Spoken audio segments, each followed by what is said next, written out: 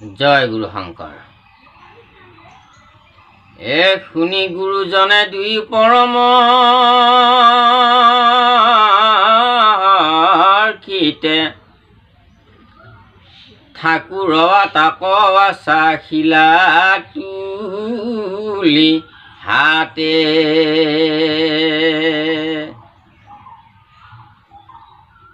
গুৰু সেৱক পান পখাৰিয়াছিল গুৰুৰ কৃপায়ে জাতি স্মৰণ গুচিল।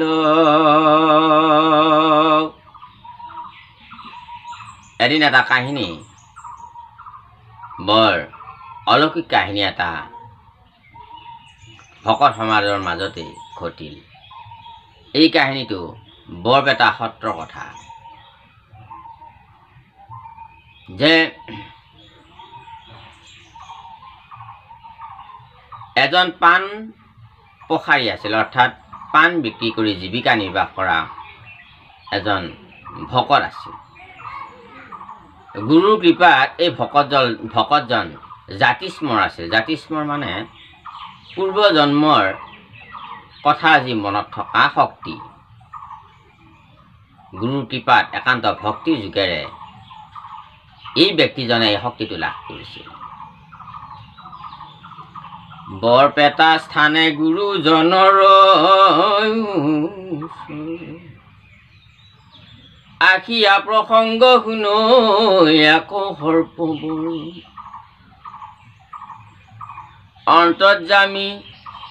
গুৰু এক আধাৰী পকায়া সৰ্প বসি বাৰ হেতু থোৱাই লন্তনিয়া। আৰু অন্তৰ্যামী গুৰুৱে এই কথাটো জানিছিল। বৰপেটা স্থানত গুৰুজনৰ ওচৰত যেতিয়া নেকি সত্ৰত নামঘৰত প্ৰসংগ হয় আৰু এই প্ৰসংগত ৰাতিপুৱা ভাগ ল'বৰ কাৰণে এই সৰ্পডালে সদায় আহে সত্ৰলৈকে আৰু প্ৰসংগ শুনে আৰু প্ৰসংগৰ শেষত আকৌ জংঘললৈ গুচি যায়গৈ। ৰাম ৰাম ৰাম অন্তৰ্যামী গুৰু এক আধাৰী পকায়া সৰ্প বসিবাৰ হেতু থোৱাই লন্তনিয়া। অন্তৰ্যামী গুৰুজনে এই কথাটো জানি খেৰৰ এটা আধাৰী পকাই সৰ্পডাল বহিবৰ কাৰণে আসন এখন তাতে কৰি দিছে।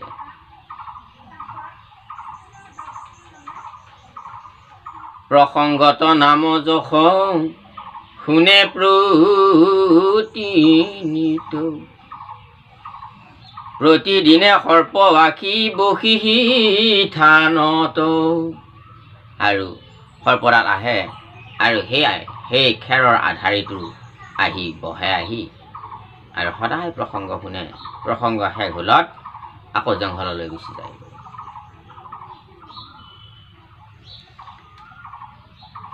এদিনে বিলম্ব দেখি সিটো সৰ্প গুটি অতি বেগে চলি আহে নাপেখি আতৈতি। আৰু এদিন সেই সৰ্পডালৰ প্ৰসংগৰ সময় দেৰি হ'ল। সিদিনাখন সৰ্পডালৰ অলপ দেৰি হোৱা হেতুকে খুব জোৰেৰে বেগেৰে সি আহিছে সত্ৰলৈকে। প্ৰসংগ আখে চতুৰ্ভুজ বাল দাস পাছে পাছে আখে সৰ্প কৰিয়া প্ৰয়াস। আৰু ঠিক তেনেকে প্ৰসংগৰ ভাগ ল'বৰ কাৰণে চতুৰ্ভুজ আতৈ চতুৰ্ভুজ আতৈ অৰ্থাৎ মহাপুৰুষ শ্ৰীমন্ত শংকৰদেৱ গুৰুজনাৰ নাতি আৰু বালক দাস নামৰ এই দুজন ভকতে তেওঁলোকেও প্ৰসংগ দেৰি হোৱাৰ কাৰণে তেওঁলোকেও বেগাই বেগাই আহি আছে।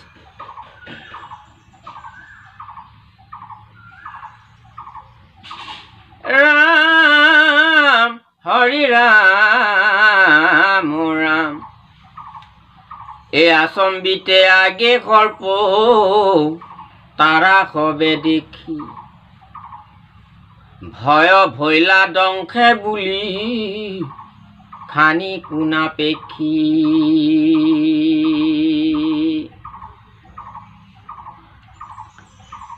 আইল সৰ্প গোট দ্ৰুত গতি দুইজনে বোলে ইটো আমাক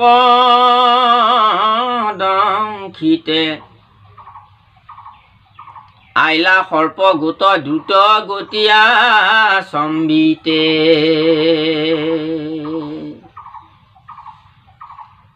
বুলিয়াছ পৰা গোট মাথাটো হানিলা চুত পায়া সৰ্প গোট প্ৰাণ কচাৰিলা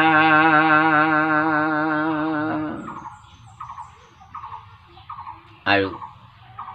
আগে আগে সেই ভক্ত দুজন খুব তীব্ৰ গতিত আহি আছে খোজকাঢ়ি, কাৰণ প্ৰসংগত পাবৰ কাৰণে সিদিনাখনে তেওঁলোকৰ অলপ পলম হৈছিল আৰু সৰ্পটোৰো সিদিনাখন পলম হৈছিল। সেইকাৰণে তীব্ৰ গতিত সৰ্পডালে পিছে পিছে আহি আছে আৰু শুশুৱনি শব্দ শুনি এই ভকত দুজনে পিছৰ ফালে যে চাই তীব্ৰ গতিত সাপ এডাল আহি আছে তেওঁলোকৰ পিছে পিছে, আৰু তেওঁলোকে ভাবিলে যে আমাকে দংশন কৰিবৰ কাৰণে ই ইমান জোৰেৰে আহিছে, গতিকে তেওঁলোকে ভয় পাই এটা চপৰা এটা লৈ সাপডালৰ মূৰতে মাৰি দিলে আৰু সাপডাল লগে লগে কেঁকৰা লাগি সাপডাল প্ৰাণ চাৰিলে, অৰ্থাৎ মৰি গ'ল সাপডাল। প্ৰসংগত বসি দুয়ো প্ৰসংগ কৰিলা পাছে গুৰুজনে ভক্ত হবত সুধিলা আজি কেনে সৰ্প ভক্ত উপস্থিত নাই বালক দাসে বোলে আকৌ সৰ্প মাৰিছ। প্ৰসংগ যেতিয়া নেকি প্ৰসংগত তেওঁলোক বহিছেগৈ আৰু প্ৰসংগৰ শেষত গুৰুজনে এই ভকত দুজনক সুধিছে, বোলে আজি ভকত হ'ব সুধিছে যে আজি দেখোন আমাৰ সৰ্প ভক্ত দেখোন নাই, আজি বা কিয় নাহিল। আৰু তেতিয়া যিহেতু অন্তৰ্যামী গুৰুজনে সকলো কথা জানে, জু হৰি মাৰ কংস জগজন তাৰণ দেৱ নাৰায়ণ শংকৰ তাকাৰী অংশ, গতিকে ভগৱান কৃষ্ণৰ অংশ শংকৰদেৱ, গতিকে পৰম নাৰায়ণ অৱতাৰ, গতিকে তেওঁতো অন্তৰ্যামী সকলো কথা গম পাইছেই। তথাপিতো যে যি নেকি নামৰ মহিমাৰ কথা প্ৰকাশ কৰিবৰ কাৰণে, ভক্তৰ সংগৰ যি মহিমা তাক প্ৰকাশ কৰিবৰ কাৰণে গুৰুজনে এইবিলাক লীলা কৰিছে। যেনেকৈ ভগৱান কৃষ্ণই অনেক পুতনা আদিকে অসুৰ ৰাক্ষসকলক বৈৰীসকলক বধ কৰাৰ পিছতো সেই বৈৰীসকলৰ যেনেকৈ মুক্তি পাইছে, গুৰুজনাই বহুত জীৱক মুক্তি দিছে আহি, তাৰ এটা ই উদাহৰণ। তেতিয়া গুৰুজনে ভকতসকলক সুধিলে আজি দেখোন সৰ্প ভক্ত উপস্থিত নাই। তেতিয়া বালক দাসে প্ৰণাম জনাই গুৰুক কৈছে, বোলে গুৰুজন আজি এডাল সৰ্প আমি মাৰিলোঁ, আমাৰ খাৰৰ পাছে পাছে লৰি আইল দংশী বেয়া খিছে জানি চপৰা আনিল সেহি চুতে সৰ্প প্ৰাণ চাৰি পথে ৰৈলা আমি অজ্ঞানীৰ মহা অপৰাধ ভৈলা শুনি গুৰুজনে মৃত সৰ্পক নাইলা নিৰ্মালী বস্ত্ৰ দিয়া পুতায়া থুৱাইলা সিদিনাৰ ৰাতি সৰ্পে দিব্য ৰূপ ধৰি সেৱকৰ বহা বহা সেৱন্ত সাদুৰি আমাক উদ্ধাৰ কৰিলা আবে গুৰুজন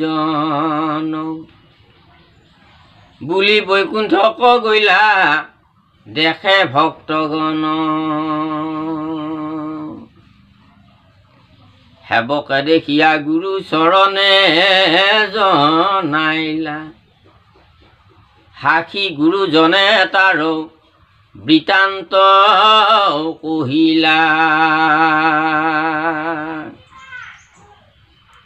ভকতক ক্ৰোধ কৰি সৰ্প জাতি হৈয়া নামৰ প্ৰসংগে গৈলা সংহাৰ তৰিয়া জানি নকৰিবা ক্ৰোধ ভকতক লাগি সাদৰী ভক্তক জনে হৈবা মহাভাগী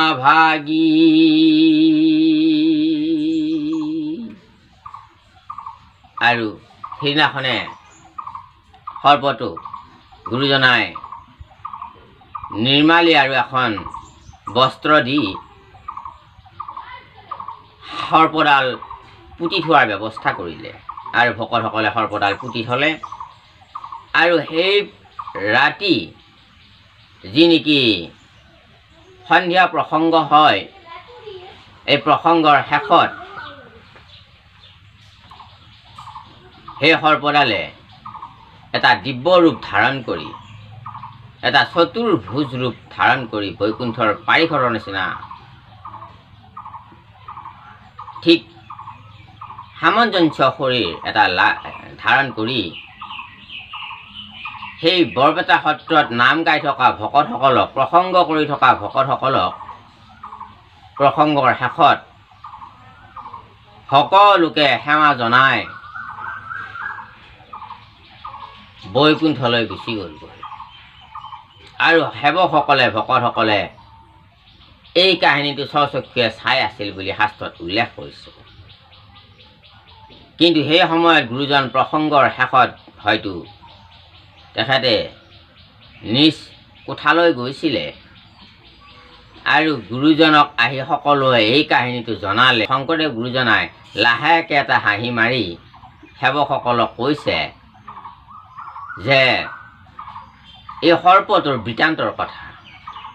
যে এই সৰ্পটোৱে পূৰ্বৰ এজন পাণ ব্যৱসায়ী আছিল আৰু ভকতক গালি পাৰি ভকতক খং কৰি ভকতক অপমান কৰি ভকতক নিন্দা কৰি ই সৰ্প জাতিত জন্ম পাইছে আৰু যিহেতু ভকতক আজি সেইকাৰণে উদ্ধাৰ হ'ল আজি ই ভকতৰ সংগও লাভ কৰিলে আৰু উদ্ধাৰো হ'ল বৈৰীভাৱে পুজিলেও ভগৱানে যিহেতু মুক্তি দিয়ে পুতনাক মুক্তি দিছে কংসক মুক্তি দিছে